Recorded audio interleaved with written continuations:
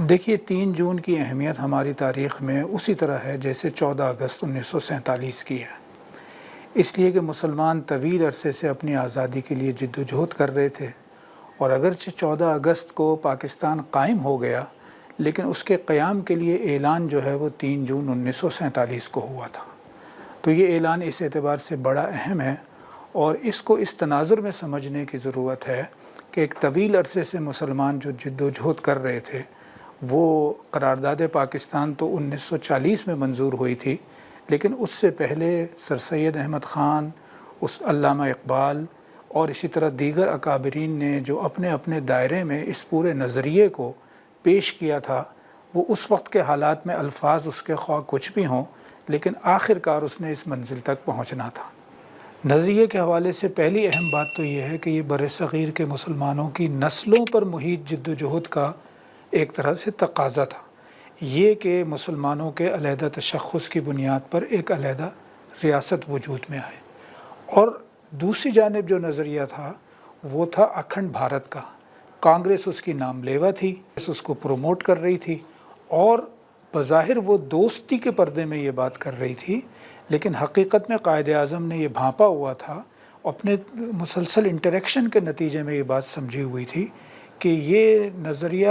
دوستی کا نہیں بلکہ دراصل مسلمانوں پہ مستقل بالادستی قائم کرنے کا ہے۔ اور بعد کے واقعات نے یہ ثابت کیا ہے کہ آج تک بھی وہاں رہنے والے مسلمانوں کو جس ناانصافی کا سامنا ہے وہ دراصل اس چھپے ہوئے جذبے کی بنیاد پہ ہے جو اس وقت نمایاں نہیں ہو رہا تھا۔ بعد میں کانگریس نے خاص پردے میں رہتے ہوئے جس طرح سے مسلمانوں کے ساتھ کیا ہے وہ تو خود مختلف ان رپورٹوں میں موجود ہے، لیکن بی جے پی کے آنے کے بعد جو دراصل RSS کی آف شوٹ ہے، تو یہ نظریہ بالکل کھل کے واضح ہو گیا ہے کہ اکھنڈ بھارت ان لوگوں کا ایک نظریہ تھا اور اس کے لیے وہ مسلمانوں کو کسی طرح بھی اپنے ساتھ قبول کرنے کے لیے تیار نہیں ہے۔ تو یہ وہ بہت بڑی حقیقت ہے جس کی وجہ سے 3 جون 1947 کو بار بار دہرانا ضروری ہے کہ اس وقت کیا ہوا تھا، اور اس وقت قائد اعظم جن کی قیادت میں یہ تحریک چل رہی تھی ان کے تاثرات کیا تھے، اور اس کی روشنی میں پاکستانی قوم کو آنے والے دنوں میں کیا لائحہ عمل اختیار کرنا چاہیے، خواہ 1947 کو گزرے کتنے ہی دن ہو گئے ہوں۔ اہم بات یہ ہے کہ یہ انتقال اقتدار کا منصوبہ تھا۔ اسے تقسیم ملک کے الفاظ سے موسوم بھی کیا جاتا ہے جو ایک معنی میں شاید درست بھی ہے، لیکن اس میں یہ بات نظر انداز ہو جاتی ہے کہ جب انگریز اس علاقے کو چھوڑ رہے تھے تو اس وقت بنیادی طور پہ اس پورے علاقے میں 560 سے زیادہ ریاستیں تھیں،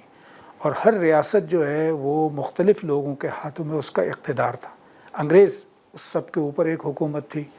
تو دراصل تو ان 560 سے زائد ریاستوں کے مقابلے میں اب انتقال اقتدار 2 ریاستوں میں ہو رہا تھا،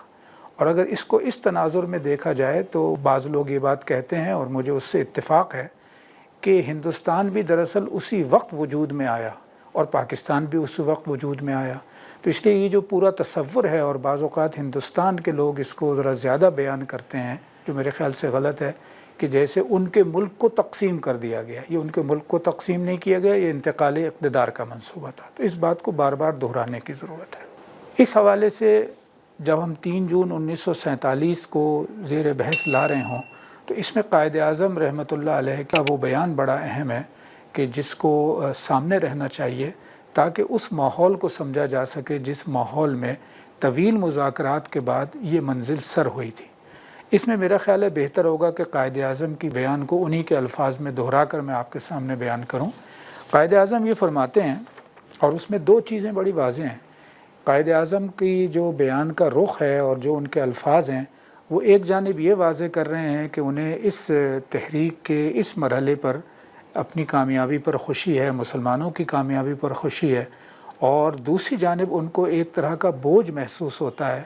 چونکہ یہ وہ آئیڈیل منصوبہ نہیں تھا جو قائد اعظم چاہتے تھے، اور اس اعتبار سے وہ ایک بوجھ محسوس کرتے تھے کہ کیا اسے ذاتی طور پہ وہ قبول کر لیں یا اس کو مستقبل کے حوالے سے ایک نئی منزل کا تعین کر کے موجودہ مرحلے میں آگے بڑھنے کا انتظام کریں۔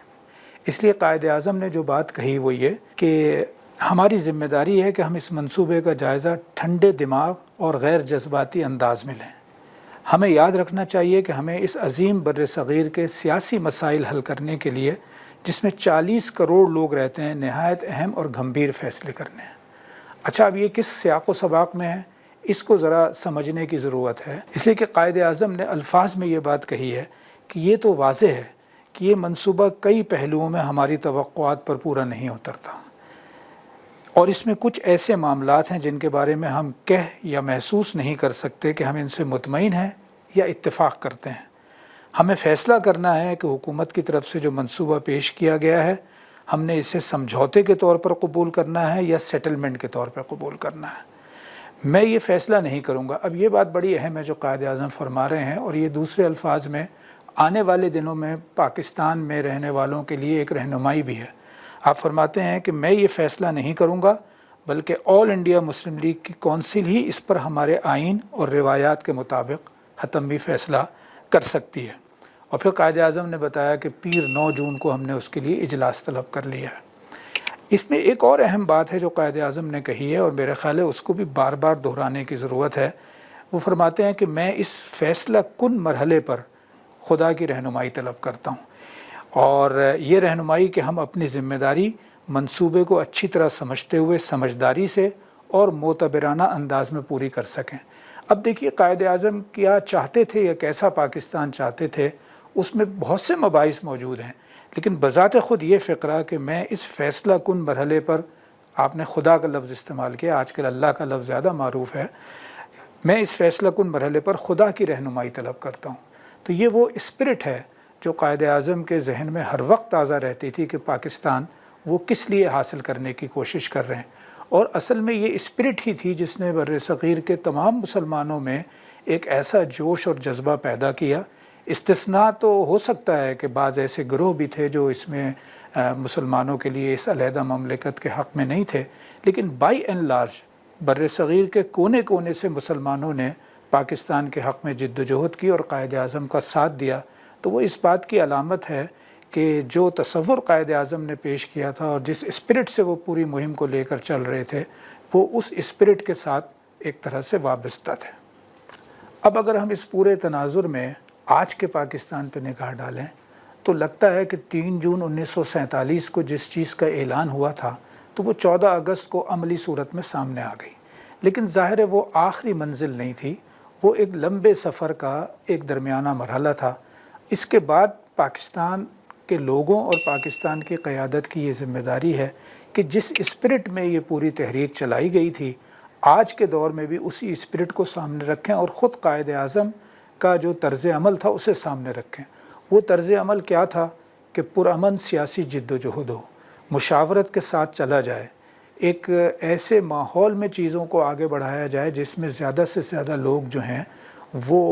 فیصلہ سازی میں حصہ لینے والے ہوں، اور پھر اللہ تعالیٰ کی مدد اور تائید پر یقین رکھا جائے اور آگے چلنے کے لیے اس کے لیے دعا کی جائے۔ حقیقت یہ کہ آج کے پاکستان میں خواہ قیادت ہو اور خواہ ہم جیسا کوئی عام آدمی ہو، ہم سب کو انہی اصولوں کو سامنے رکھ کے پاکستان کے لیے اپنا اپنا کردار ادا کرنے کی ضرورت ہے۔